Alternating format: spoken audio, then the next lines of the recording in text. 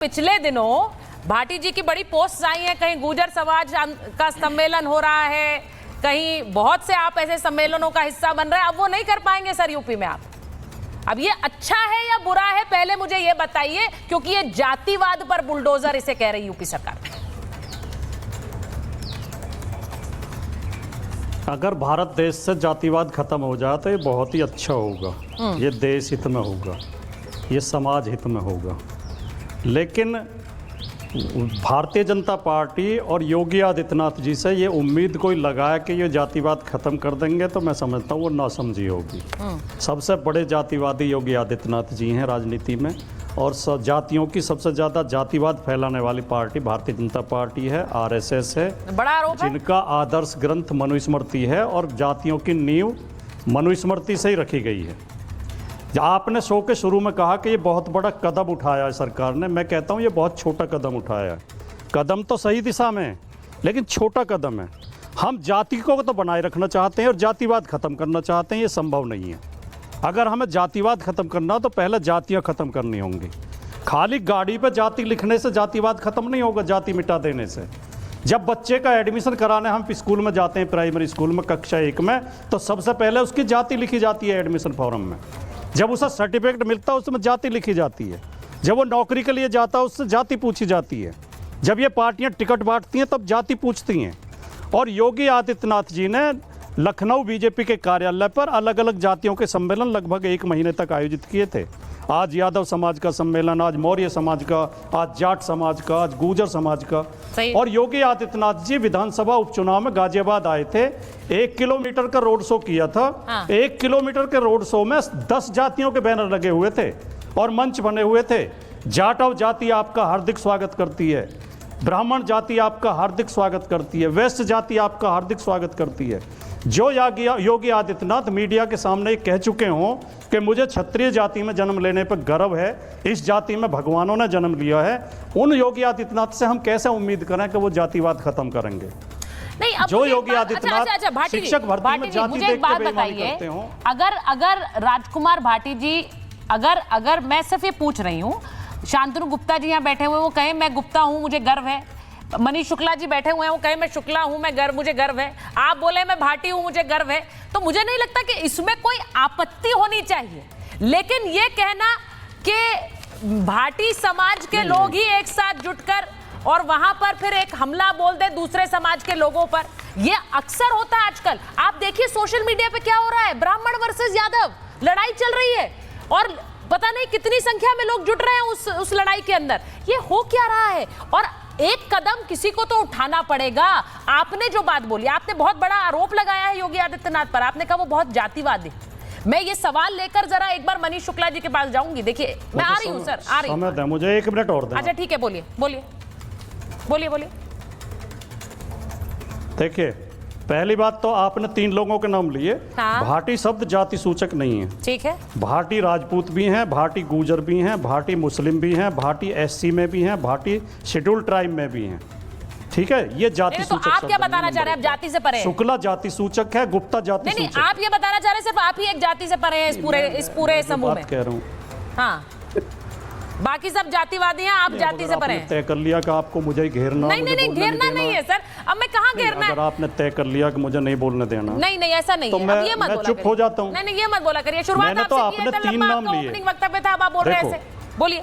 अब सुचरिता जी बोलने तो दें, जब आपने सवाल पूछ लिया तो बोलने तो दिया कर। फिर झुंझलाहट होती है नहीं जब आदमी को बोलने नहीं दिया जाता। जब सवाल पूछ लिया जाए और बोलने ना दिया जाए तो झुंझलाहट होती है। Please carry on. मैं आपका बहुत सम्मान करता हूं, आप बहुत अच्छी एंकर हैं, बहुत अच्छी पत्रकार हैं। मैं चाहता नहीं कि आपके लिए कोई ऐसा शब्द बोलूं, लेकिन जब आप बीच में टोकने लगती है तो मुझे भी खराब लगता है। एक सेकंड भाटी जी, मैं भी आपका बहुत सम्मान करती हूँ, लेकिन क्या आपने मुझे ये बहुत ही सभ्य शब्दों में धमकी दी है? मुझे नहीं पता है, क्योंकि मैं ऐसी धमकी आपसे जोड़ती नहीं। कौन सा? ये आपने नहीं, आप जो ये कह रहे हैं मैं आपके लिए किसी शब्द का इस्तेमाल नहीं करना चाहता। इसका क्या मतलब है सर? इसका क्या मतलब है? इसे कैसे समझूं मैं? ये आपको शोभा नहीं देता सर। आप कैरी ऑन प्लीज, बाकी फिर मैं बाकी मेहमानों पर जाऊं। आपको 1 मिनट चाहिए, बोलिए। सामान्य बातचीत में भी जब आदमी की किसी की बार बार बात काटी जाती है वो इरिटेट हो जाता है, वो गुस्सा हो जाता है। मैं ये कह रहा हूँ खाली जब सवाल पूछ लेगा ना तो बोल नहीं दिएगा ना। मैंने केवल इतना कहा, आपने 3 नाम लिए थे, इनमें भाटी शब्द जाति सूचक नहीं है। शुक्ला जाति सूचक है, गुप्ता जाति सूचक है, ठीक है।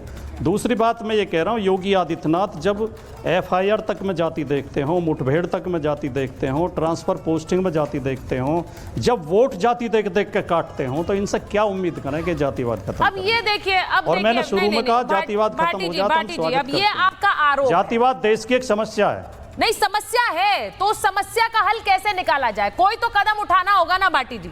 आप ये कह रहे हैं कि वो जाति देखते हैं, मैं ये आपसे पलटकर पूछ सकती हूँ, मैंने बताया हल। नहीं, मैं ये पलटकर आपसे पूछ सकती हूँ कि आप भी तो एनकाउंटर में जाति ढूंढते हैं, आप भी तो जो कोई कार्रवाई पोस्टिंग ट्रांसफर में आप भी जाति ढूंढते हैं। आप बार बार आरोप लगाते हैं कि ये जाति देखकर ट्रांसफर पोस्टिंग कर रहे हैं, ये जाति देखकर एनकाउंटर कर रहे हैं, ये आरोप आपके नेता लगाते हैं। अब मैं एक बार मनीष जी के पास जाऊंगी, देखिए बाकी बहुत मेहमान इंतजार करेंगे। मनीष जी, उन्होंने आरोप लगाया, वो कह रहे हैं कि बीजेपी और आपके नेता यूपी में जो मुख्यमंत्री हैं वो जातिवाद को बढ़ावा देते हैं, और वो कह रहे हैं नुकसान बीजेपी का ही होगा क्योंकि बीजेपी सबसे ज्यादा जातिवादी पार्टी है। देखिए, सर्वप्रथम तो सुचारिता जी, आज जिस विषय पे आपने डिबेट बुलाई है, मैं उस पर 1-2-4 लाइन जरूर कहूंगा, उसके बाद राम कुमार भाटी जी की बात पे आऊंगा। देखिए, उत्तर प्रदेश में माननीय उच्च न्यायालय इलाहाबाद ने एक आदेश जारी किया कि पुलिस रिकॉर्ड में जाति का उल्लेख नहीं होना चाहिए। तत्काल उत्तर प्रदेश के मुख्यमंत्री योगी आदित्यनाथ जी ने फैसला लिया कि ये जो जातियों के नाते से जो समाज में जहर घुल रहा है, जो राजनीतिक रैलियां जात के आधार पर होती हैं, उन रैलियों से राष्ट्रीय एकता को खतरा उत्पन्न होता है, और इसलिए उन्होंने जातिगत आधार पर तमाम चीजों पर रोक लगाई। केवल FIR, पुलिस अभिलेख या चार्जशीट पर ही नहीं, बल्कि जातिगत रैली, गाड़ियों पर जाति का उल्लेख करना, और सोशल मीडिया जहां एक तरह से जहर बोया जा रहा है जात के आधार पर, उसके कंटेंट की निगरानी, और जो ऐसा करेगा उस पर कार्रवाई करने का आदेश जारी किया गया है। ठीक है। और आप तमाम नेताओं के बयान दिखाए सुचारिता जी, इसी से आप समझ सकती हैं कि जातिवाद का खुला खेल कौन खेलना चाहता है।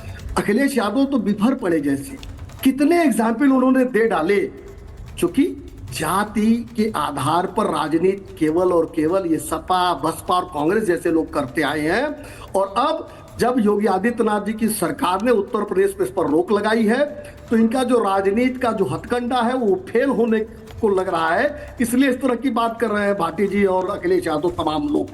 दूसरी बात, उन्होंने कहा कि ये उत्तर प्रदेश में भारतीय जनता पार्टी और मुख्यमंत्री जी को जो कहा, ये खींच है इनकी, जो कि जिस हथकंडे से कौन नहीं जानता किस तरह के नारे लगाए करते थे 90 के दशक में समाजवादी पार्टी के लोग, बसपा के लोग, पूरा उत्तर प्रदेश जानता है। बिहार में लालू क्या नहीं कहते थे, बुरा बाल साफ करो, ये पूरा उत्तर प्रदेश जानता है। और राम कुमार भाटी जी, आप एक चीज जान लीजिए कि शुक्ला को आपने कहा, शुक्ला से आप क्या समझते हैं?